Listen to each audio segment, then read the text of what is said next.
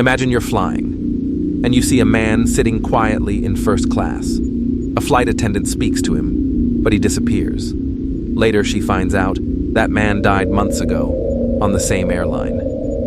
This is the true and terrifying story of Flight 401. On the night of December 29, 1972, Eastern Airlines, Flight 401 was flying from New York to Miami.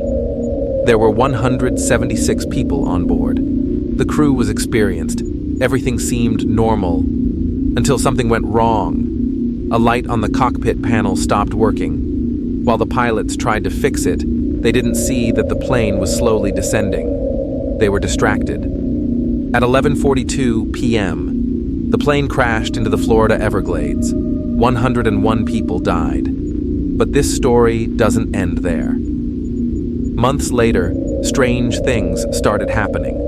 On other Eastern Airlines flights, crew members began seeing ghosts. One flight attendant saw a man in a pilot's uniform sitting in first class.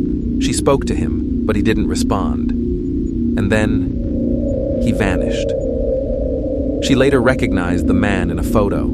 It was Captain Bob Loft, the pilot of Flight 401. He had died in the crash.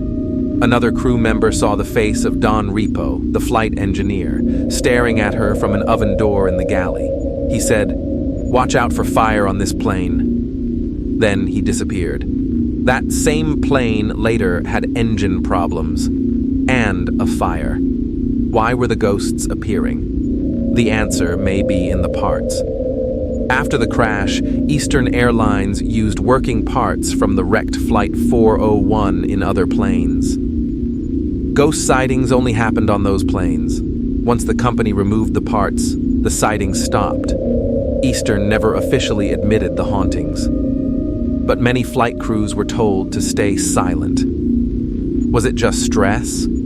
Imagination? Or were Captain Loft and Don Repo trying to protect others from beyond the grave? One thing is certain, some passengers and crew were never alone on those flights.